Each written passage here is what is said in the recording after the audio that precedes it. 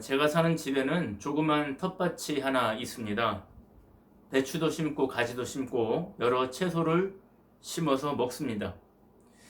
그런데 간혹 심지도 않은 작물들이 싹을 틔울 때가 있습니다. 호박도 올라오고 때로는 깻잎도 올라오고 감자잎도 올라옵니다. 신기한 것은 얼마 전에는 감나무와 뽕나무가 올라와서 지금은 거의 1m 이상을 자랐습니다. 이게 이렇게 된 이유는 어디선가 씨가 바람에 날아오기도 하고 또 저희 가족이 먹은 과일 같은 것을 깎아 먹은 다음에 그 껍질과 씨를 밭에 묻기 때문입니다. 그것이 자라서 나무가 될 줄 꿈에도 모르고 단지 그 껍질 같은 것이 썩어서 거름이 되라고 밭에 묻는 것인데 그 씨들 중에 어떤 것은 죽지 않고 살아서 싹을 틔우는 것입니다. 저는 이 모습을 보면서 어떤 생각을 좀 한 가지 하게 되었습니다. 우연히 씨가 날아왔든지 아니면 일부러 심었든지 간에 땅에 묻힌 씨가 죽지 않고 살아있고 또 그 씨가 살아있는 동안 적절한 햇빛과 비가 내리면 그 씨는 생명활동을 해서 싹을 틔우고 열매도 맺는구나. 생명을 틔울 수 있는 환경이 만들어지면 일부러 자기적인 노력을 하지 않아도 거기에는 생명활동이 일어나는구나. 이것이 바로 리얼리티, 실제성이다. 리얼리티, 실제성이란 별게 아니다. 씨가 가짜 씨가 아니라면, 씨가 모형 씨가 아니라 모조품 씨가 아니라면 그것이 진짜 씨라면 그것은 땅 속에서 당연히 생명 활동을 하는구나. 사랑하는 여러분, 가짜 씨가 아니라 진짜 씨라면 그리고 그 씨가 변질되지 않고 다른 말로 하면 부패하지 않고 살아있으면 그 씨는 반드시 살아서 싹을 틔웁니다. 저는 여기에서 중요한 신앙의 비밀을 한 가지 깨닫습니다. 신앙도 마찬가지입니다. 우리의 신앙이 변질되지 않고 살아있으면 그리고 그 신앙이 가짜가 아니라 진짜라면 그 신앙은 반드시 힘을 발휘한다. 신앙이 살아있고 그 신앙이 진짜이기만 한다면 생명의 역사는 일어난다 하는 것입니다. 호박씨와 똑같이 만들었는데 그것이 모형이라면 그것이 아무리 똑같이 생겼어도 그것이 모조품이라면 그것은 절대로 싹을 틔울 수가 없다. 또는 살아 있었는데 그 씨가 부패해버리면 그것도 절대로 열매를 맺을 수가 없다. 여러분이 한 번쯤은 들어보셨을 이야기입니다만은 철학자 플라톤의 비유 중에 동굴의 비유라고 하는 아주 유명한 이야기가 있습니다. 땅속에 동굴이 하나 있고 그 동굴 안에서 사람들이 삽니다. 그런데 그 사람들은 어릴 적부터 동굴 안쪽의 벽면만을 바라보도록 손과 발과 목이 묶여서 고정되어 있습니다. 그들 등 뒤에는 동굴 안을 비추어주는 빛이 들어옵니다. 어떤 불빛이 자기 등 뒤에서 비춰져서 앞에 자신의 그림자가 생기는 것입니다. 그러니까 거기 사는 사람들은 그 앞에 있는 그림자만을 보면서 자신의 그림자죠. 자신의 그림자만을 보면서 평생을 사는 것입니다. 그리고 그 사람들의 등 뒤에는 나무나 돌이나 동물들의 인형 같은 것들이 자꾸 왔다 갔다 움직입니다. 그 동물이나 식물이나 돌 같은 것들이 이제 왔다 갔다 움직이는데 그 뒤에서도 역시 빛이 비추어져서 앞에 보이는 것은 그 인형들의 그림자입니다. 이거를 평생 보고 사는 것입니다. 그래서 사람들은 그 동굴 안에 사는 사람들은 그 벽면, 동굴 벽면에 보이는 그림자가 진짜인 줄로 알고 사는 것입니다. 그 동물들의 소리가 나기도 합니다. 그러나 그 소리도 그림자가 내는 소리라고 생각하는 것입니다. 어쩌다가 그들이 묶인 상태에서 묶인 상태에서 풀려져 가지고 한순간 잠깐 뒤를 돌아보는 경우도 있습니다. 그때 진짜 동물이나 진짜 돌이나 이런 걸 보게 되더라도 이 동굴 안에 있던 사람, 평생 그림자만 보고 살던 사람들은 그것이 환상이라고 생각하는 겁니다. 그게 진짜가 아니라고 생각하는 겁니다. 그렇게 화려하고 예쁜 것들은 실제로 존재하지 않는다고 믿는 것입니다. 왜냐하면 그들은 실물을 한 번도 본 적이 없기 때문입니다. 사랑하는 여러분, 만약에 그들을 동굴 밖으로 데리고 나가서 지금까지 그들이 동굴 안에서 살았다는 사실을 알려준다면 당신들이 그동안에 보아왔던 것들은 그림자고 진짜는 이렇게 화려하고 아름다운 것이라는 것을 알려준다면 이 동굴 안에 있던 사람들은 엄청난 충격을 받게 될 것입니다. 그리고 동굴 밖에는 동굴 안을 비추던 불빛과는 비교도 할 수 없는 엄청나게 밝은 태양빛이 동굴 밖에서 비치고 있기 때문에 만약에 동굴 밖을 한 번이라도 경험한 사람들은 다시는 동굴 안으로 들어가려고 하지 않을 것입니다. 이것이 그 유명한 플라톤의 동굴의 비유입니다. 이 비유를 통해서 플라톤은 이데아라고 하는 아주 유명한 철학을 가르치려고 했습니다만 저는 이 이야기가 우리 예수 믿는 사람들의 체험과 상당 부분 비슷하다고 생각합니다. 그래서 저는 오늘 이 본문과 관련해서 모형과 실제, 리얼리티에 관한 이야기를 좀 해보려고 합니다. 지금까지 보아온 바와 같이 예수님이 사마리아 여인을 만났습니다. 이 여인은 남편이 5이나 있었고 지금도 6번째 남자와 살고 있는 여인입니다. 당시 근동의 풍습을 볼 때 이 여인이 자신의 의지로 남편을 바꾸었다기보다는 아마 5 남자에게 버림받았을 가능성이 매우 높습니다. 왜냐하면 여자는 자신의 의지로 이혼할 권리 자체가 없었기 때문입니다. 어쩌면 지금 남편도 이 여인을 이용만 해먹는 그런 인물인지도 모릅니다. 그래서 이 여인은 인생에 아주 깊은 갈증을 가지고 살고 있었습니다. 그 영혼에 채워지지 않는 깊고도 슬프기만 한 갈증을 가지고 그러한 갈증이 그녀를 지배하고 있었던 것입니다. 그녀가 예배당에 가서 성전에 가서 예배를 드리지 않은 것도 아닙니다. 그녀도 때가 되면 성전에 가서 예배를 드렸습니다.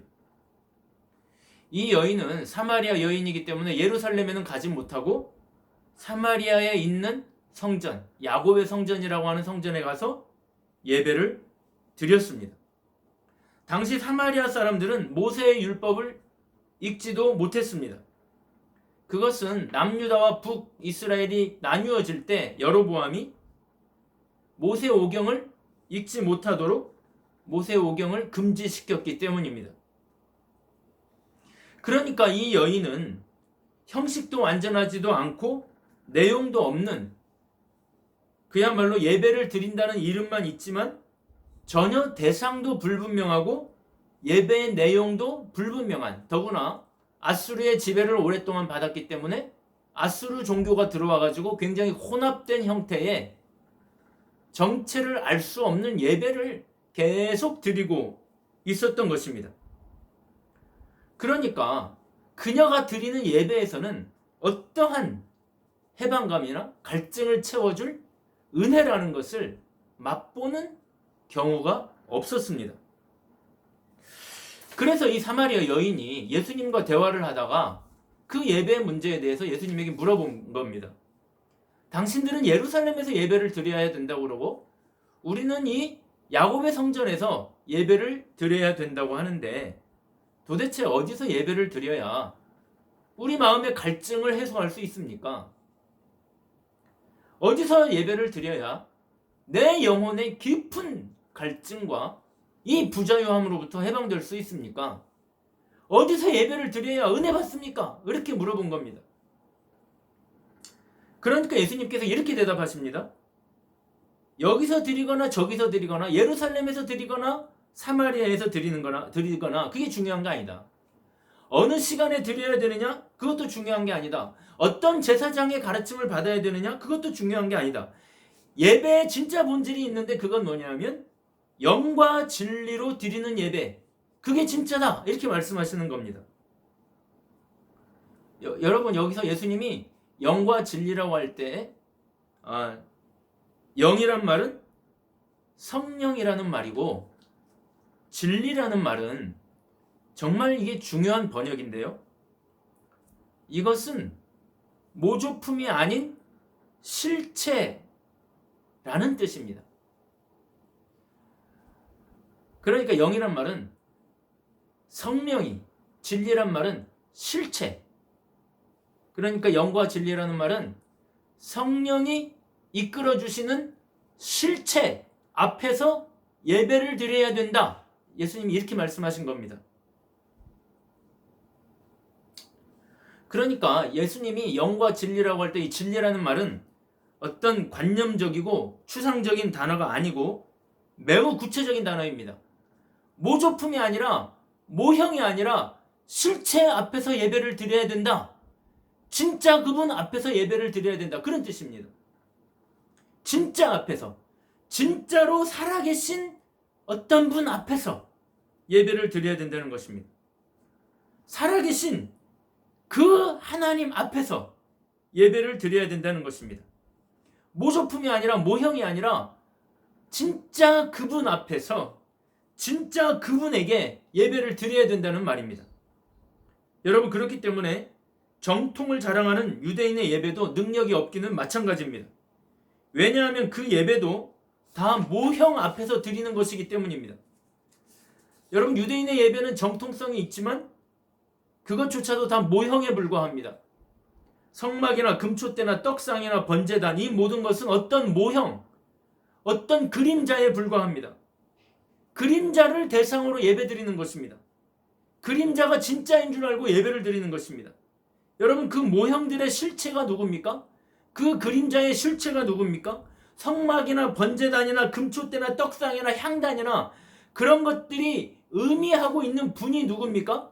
그분이 바로 지금 사마리아에서 어떤 여인을 만나 얘기하고 있는 사마리아 수가성 여인과 지금 대화를 나누고 있는 남편이 5이 있었으나 지금 남편도 남편이 아닌 깊은 갈증 가운데 있는 이 여인과 마주보고 얘기하고 있는 바로 예수 그리스도가 모형이 아닌 진짜 그분인 겁니다. 그 실체가 지금 나타난 겁니다. 리얼리티, 실체가 지금 나타난 겁니다. 이제는 그분, 야곱의 이름도 아니고 아브라함의 이름도 아닌 예수 그리스도를 통하여 하나님에게로 나아가는 예배를 드릴 수 있게 된 것입니다. 여러분 불교의 108배나 무당의 굿이나 유교의 각종 제사나 저는 그런 것들을 폄하하고 싶은 마음은 없습니다만 그런 모든 형식 그런 것들은 이제 버려도 됩니다. 왜냐하면 그 모든 것들은 다 아무리 많은 후한 점수를 쳐준다고 하더라도 모조품, 그림자에 불과하기 때문입니다. 여러분 굿을 한번 하려면 돈이 얼마나 듭니까? 불교나 유교의 예배 형식을 따라 하려면 얼마나 까다롭고 힘듭니까? 이제는 다 해방되어도 됩니다. 이제는 실체가 나타났기 때문입니다. 동굴의 그림자가 아닌 진짜 태양빛이 나타났다는 것입니다. 그분이 바로 예수 그리스도입니다. 예수의 이름으로 참신이신 하나님께 예배를 드리면 되게 돼 있는 것입니다. 여러분 예수의 이름으로 하나님께 예배를 드린다는 말은 획일화도 아니고 똥꼬집도 아닙니다. 왜냐하면 그분이 모든 종교의 실체, 모든 종교가 그림자, 모형, 모조품이었다면 지금은 그 실체가 나타났기 때문입니다. 여러분, 이제는 어디서나 어느 시간이나 어떤 목사님을 모시고서라도 유튜브를 통해서라도 골방에 있든지 간에 예수님의 이름으로 우리의 창조주 되신 구원의 주체이신 구원의 주관자이신 하나님께 직접 예배를 드릴 수 있게 된 것입니다. 그 실체 앞에서 그 실체에게 예배를 드리면 되는 것입니다. 주님이 말씀하십니다. 이제는 영과 진리로 예배할 때가 되었다. 이제는 진짜에게 예배할 때가 되었는데 바로 지금 이 순간이다. 예수가 등장한 이 순간부터. 그래서 오늘도 우리는 다른 모형에게 예배드리지 않고 예수 그리스도의 이름으로 하나님에게 예배드리고 있는 것입니다. 그러면 두 번째로 영이란 무엇인가? 영이란 성령을 말합니다. 여러분, 성령으로 드리라는 말이 뭡니까? 성령의 인도를 따라 드리라는 말입니다. 나의 노력으로 드리지 말고 성령의 인도함을 따라서, 나의 감정을 억지로 만들어내지 말고 성령의 인도함을 따라서 예배를 드리라는 말입니다. 여러분, 성령의 인도함을 따라서 예배를 드리면 어떤 일이 벌어집니까? 우리가 예배 드릴 때 나타나는 모든 감정이 허위가 아니라 진짜가 됩니다. 성령이 우리를 지배하시면 우리의 모든 감정이 진짜 감정이 됩니다. 진짜가 내 안에서 나타납니다.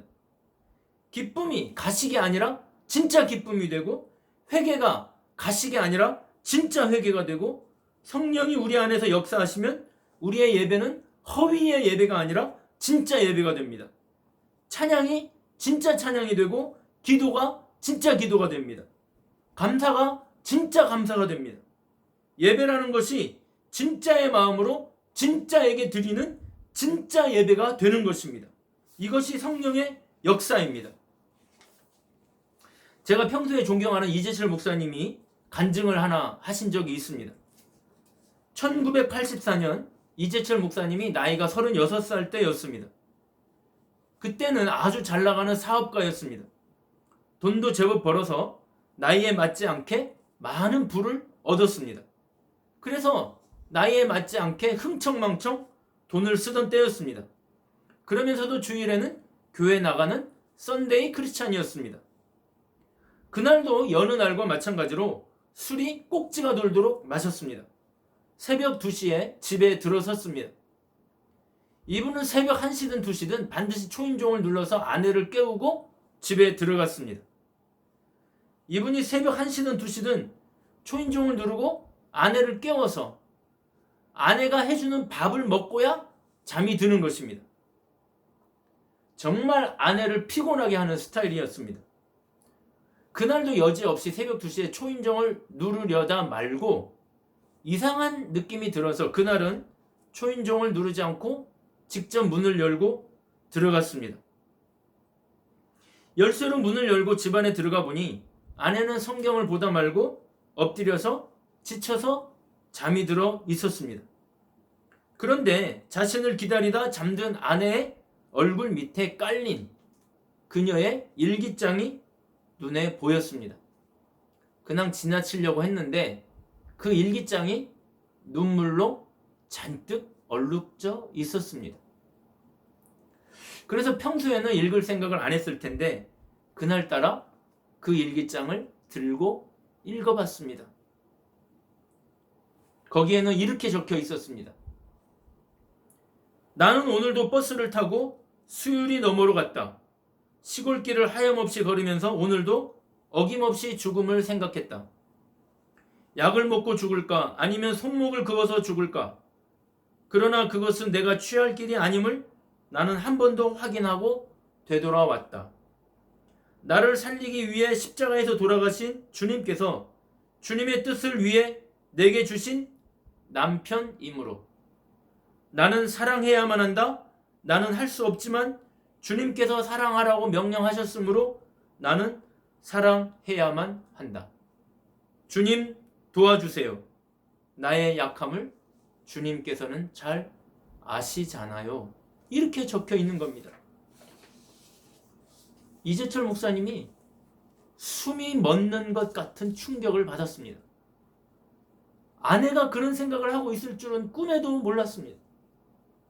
아내는 새벽 2시든 새벽 1시든 2시든 자신의 친구들을 막 데리고 들어가면은 마치 아무 일도 없었다는 듯이 웃으면서 술안주상을 차려오던 그런 여인이었기 때문에 이 남편의 충격은 이루 말할 수가 없었습니다.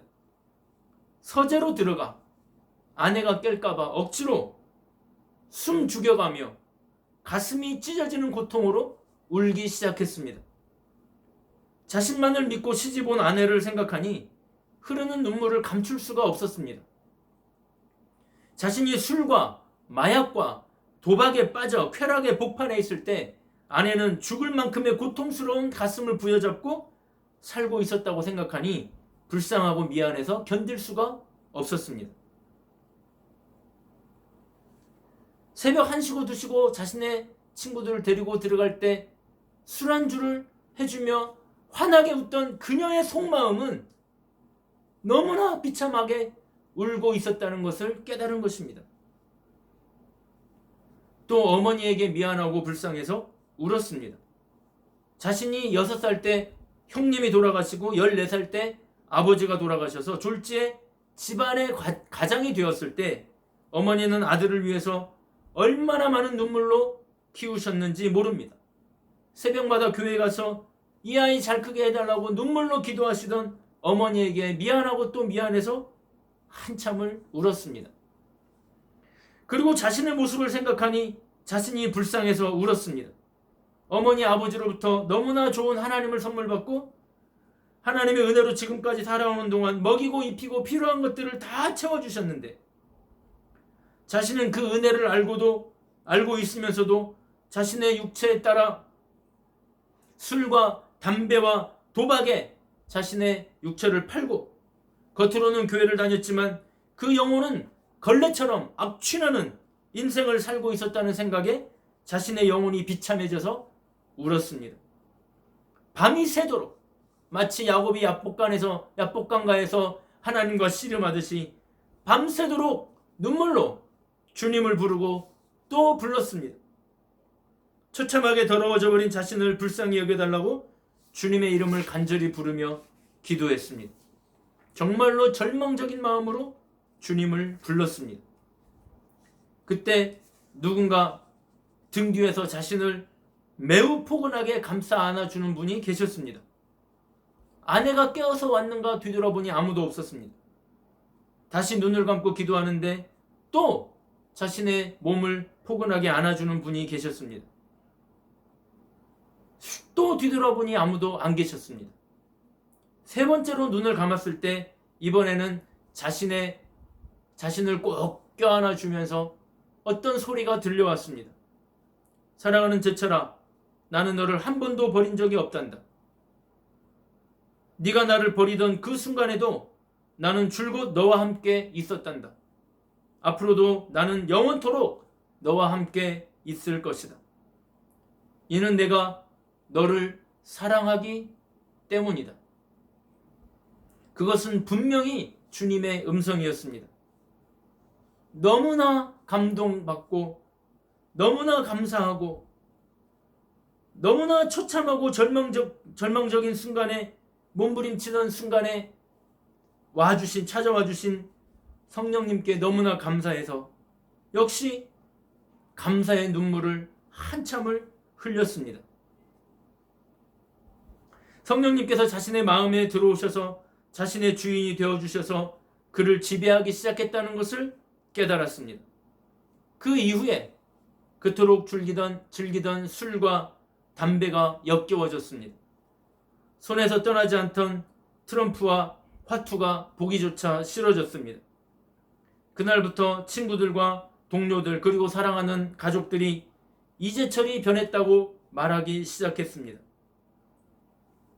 사랑하는 여러분, 제가 드리고 싶은 이야기는 그동안 교회를 다니던 이재철이라고 하는 젊은 집사는 얼마나 많은 찬송가를 부르고 얼마나 많은 헌금을 하고 또 얼마나 많은 회개의 기도를 드렸겠습니까? 물론 그것이 다 가짜였다거나 그것이 다 허위였다고 말할 수는 없겠지만 그 순간 1984년 그 36살 때 그 어느 날 그 순간만큼은 진심으로 간절하게 우러나오던 진짜 회개와 진짜 기도와 진짜 찬양을 하던 바로 그 순간이었다는 것입니다. 진짜의 회개와 진짜의 찬양과 진짜의 기도가 터져 나오는 그 순간이 성령이 그를 인도하시는 순간이었고 성령이 그 예배를 진짜 예배가 되게 해주셨던 순간이었습니다. 사랑하는 여러분, 영과 진리로 예배드린다는 말 어려운 말 아닙니다. 관념적이거나 추상적인 단어 아닙니다. 매우 구체적이고 실제적인 단어입니다. 영과 진리로 예배한다는 것은 아주 쉽게 말하면 진짜로 진짜의 마음으로 진짜이신 하나님에게 예배한다는 뜻입니다. 진짜로 진짜에게 예배드린다는 뜻입니다. 모형이 아니라 모조품이 아니라 그림자가 아니라 진짜이신 하나님에게 진짜의 마음을 가지고 예배한다는 뜻입니다. 사랑하는 여러분, 이제 진짜이신 하나님에게 나오시기를 바랍니다. 그러면 성령이 우리를 진짜로 만들어 주실 것입니다. 그리고 우리는 놀라운 은혜를 경험하게 될 것입니다. 진짜로 살아계신 하나님의 임재를 경험하게 될 것입니다. 여러분의 삶의 자리, 여러분의 예배의 자리, 여러분의 기도의 자리가 늘 그런 진짜의 자리가 될 수 있기를 주님의 이름으로 축복합니다.